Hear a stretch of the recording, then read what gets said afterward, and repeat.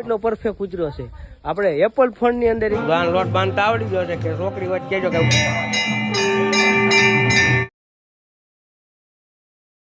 તો જય દ્વારકાધીશ, જય માતાજી મિત્રો. સૌરાષ્ટ્રની ધીંગી ધરા ઉપર આપ સૌ ડાયરાને જાજા કરી અને રામ રામ. અને હાલ અત્યારે વાગી ગયા છે બપોરના 2 વાગી ગયા છે અને આપણે અત્યારે મોક્ષધામે નેક્સ્ટ લેવલનું અત્યારે વ્યૂ આવી રહ્યો છે અને ખૂબ સુંદર ટાઢો પવન આવી રહ્યો છે. ઘરે લાઇટ નથી એટલા માટે બધા અહીંયા આવી આવ્યા. જુઓ તમે આ બધા અહીંયા ટળવળે છે. અને આજે આપણે એક બીજું કામ કરી નાખ્યું, હું તમને દેખાડ દઉં કે ભોળાનાથની મૂર્તિમાં જે ધૂળ ચડી ગઈ હતી ને એ આપણે આજે નોધરથી ધોઈ નાખ્યો અને મૂર્તિ 1 નંબર જુઓ ભોળાનાથની મૂર્તિ. એટલા માટે આવું કાંઈક કાર્ય કરતા રહેવી તો મજા આવે. અને આજે આપણે તમને એમ લાગતું છે કે આ વિડીયો કેમ એટલો પરફેક્ટ ઉતર્યો છે. આપણે એપલ ફોનની અંદર અત્યારે આપણે વિડીયો શૂટ કરી રહ્યા છીએ.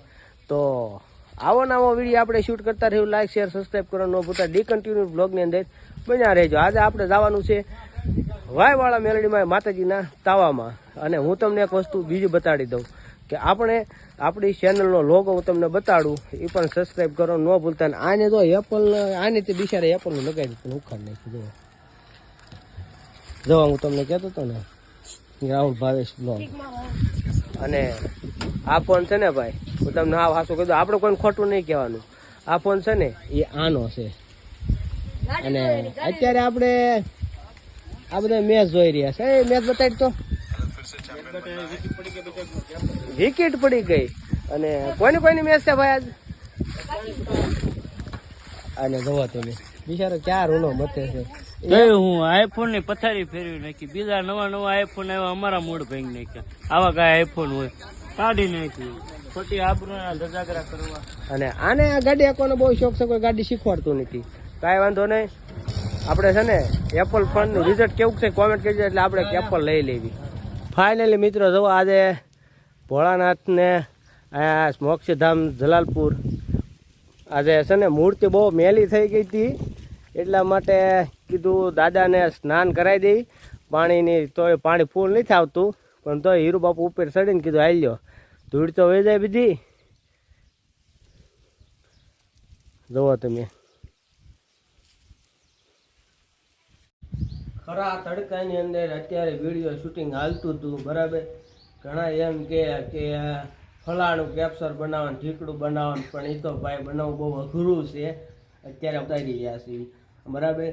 આ તો બહુ બધી વસ્તુ અઘરી છે, પણ એક વસ્તુ ફાઇનલ. અને હું તમને એક વસ્તુ કહી દઉં કે ઘણા એને એવું હોય કે આમાં પણ ખરેખર હું તમને કહું કે સોશિયલ મીડિયા એવી વસ્તુ છે કે જો તમારી સફળતા મળે તો તમને અઢળક પૈસા પણ મળે છે. જો કે આ બધી વસ્તુનો શોખ ન કરીએ કે પણ હું તમને કરું છું. અને એક મેન વસ્તુ જ રીઝન કે જે કોમેડી એક આખું કન્ટેન્ટ ગોતવું, પછી એનું એડિટિંગ કરવું ને, એટલે ભાઈ મગજને આમ તો 1 2 સાડા 3 કીન નાખે હો.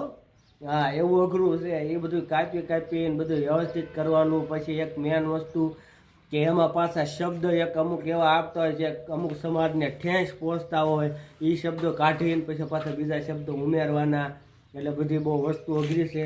આજ અમારા અરે હીરુ બાપુ જોડાણા અને અમે છે ને હજી નવા માણસો લેવાના છે. અમારા ક્રિશભાઈ ઉંબડાવાળા પણ એ પણ અમારી સાથે આવવાના છે. એક વિડીયો તમારે અરે ઉતારી ગયા, એનું પણ ઇન્સ્ટાગ્રામમાં એકાઉન્ટ છે.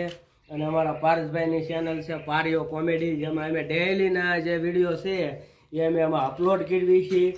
અને પારિયો કોમેડી નામની ઇન્સ્ટાગ્રામ આઈડી છે. અને મારી 2 યુટ્યુબ ચેનલ હાલે છે. એક રાહુલ ભાવેશ બ્લોગ, એ મોનોટાઈઝ થઈ ગઈ છે, એમાં ઇન્કમ આવતી થઈ ગઈ છે. તમારા બધાનો ખૂબ સારો એમાં સપોર્ટ થયો. અને બીજી એક મારી personal channel Rahul C blog, એમાં હું ડેઈલીના બ્લોગ અપલોડ કરું છું. પણ હવે થોડુંક સમયનો બહુ અભાવ રહેશે, એડિટિંગ પછી બધું ભાઈ વ્યવહારિક રીતે રહેવું, એટલે બધું બહુ અઘરું છે કામકાજ. અને તમે બધાએ સાથ અને સપોર્ટ આપતા રહેજો. અને આપણે આવનારા સમયની અંદર આપણે એવું વિચારી રહ્યા છીએ કે ઉનાળાનો સમય આવશે. ગયા વખતે અમે પક્ષીઓના માળા બાંધ્યા હતા, પણ આ વખતે બને તો સમય રહે અને અમારા બધા એની સહમતિ થાય તો આજકાલ અમે પાણીના કુંડા મૂકવાનું નક્કી કર્યું છે ઉનાળામાં. તો આવનારા સમયમાં વિચારીશું કાંક. તો કાંઈ ને ડિકન્ટિન્યુ બધા બ્લોગની અંદર બન્યા રહેજો. અને અમારા વિડીયો તમે જોતા રહેજો જેથી કરીને અમને ત્યાં થોડીક આમ જુસ્સો આવે અને અમારા વિડીયો તમને ગમતા હોય ને તો લાઈક શેર અને સબસ્ક્રાઈબ કરવાનું ન ભૂલતા. હાલો આપણે હજી એક કન્ટિન્યુ ઉતારવાનું છે. કન્ટિન્યુ મેં અડધી પોણી કલાકથી મહેનત કરી છે પણ નથી સેટિંગ થતું. એ પાછા એક ટ્રાય મારી દો નકર પાછું જમવા જાય ને બહુ પછી અમારા પાસે એક જગ્યાએ દાવાનું છે. અને તમારી એડવર્ટાઈઝ કરાવી હોય ને અમે 2 એડવર્ટાઈઝના અત્યારે હા પાડેલી છે પણ અમારી પાસે સમય નથી. તમારે તમારા ધંધા જાહેરાતની કરાવી હોય ને તો હું ડિસ્ક્રિપ્શનમાં અને ડિસ્પ્લે ઉપર નંબર આપી દઉં છું. જરૂર અમારો કોન્ટેક્ટ કરજો. ગાન લોટ બાંધતા આવડી ગયો છે કે છોકરી વચ્ચે જો કઈ ઉપાધિ નથી. જો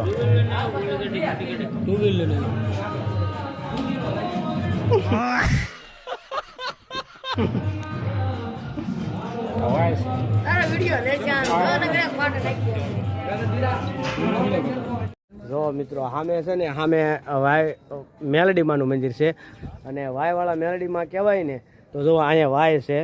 આ જૂનું પૌરાણિક પહેલાંના જમાનામાં વટે માર્ગો નિહળતા ને ત્યાં એવી કાંઈ બિસ્લેરીની એવી કાંઈ સુવિધાઓ નહોતી ત્યારે વટે માર્ગો અહીંયા વાયમાં પાણી પીતા હતા. તો ચાલો આપણે એ વાય નિહાળીએ અને અંદર માતાજી પણ બેહારેલા છે. જે માતાજી અત્યારે જલાલપુર જે ભેરોગરી બાપુ છે તેમના મેલડીમાં બેહારેલા છે એવું લોકવાયકા પ્રમાણે કહેવાય છે. આપણને પૂરો ઇતિહાસ નથી ખબર પણ હું તમને દેખાડું અને આપણે દર્શન કરી આવીએ. તો તમે કન્ટિન્યુ બ્લોગની અંદર બન્યા રહીજો. જુઓ અહીંયા માતાજી છે. કહેવાય છે કે અહીંયા મેલડીમાં બેહારેલા છે એવું કહે છે અહીંયા. અને અહીંયા હજી જો વાય છે. જુઓ તમે પહેલાંના જમાનામાં છે ને આવું બધું હતું. આ ઉપરથી હું તમને વ્યૂ દેખાડું તો હું તમને છે ને હજી તમે બન્યા રહીજો. હું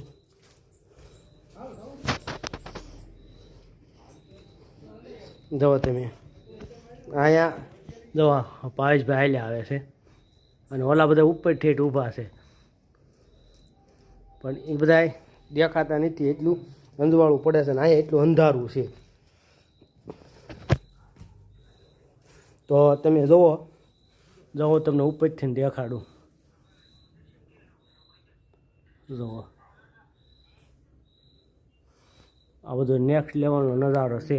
આવું બધું અત્યારે પૌરાણિક વસ્તુ બહુ ઓછી રહી છે એટલા માટે તમે જોઈ શકો છો.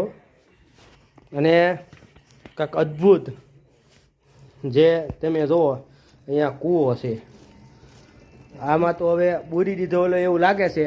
અને અત્યારે કબૂતર ને સકલિયા ને એવું ઉડવા મળ્યું છે એટલે આપણે એ પક્ષીઓને ઉડાડાય નહીં.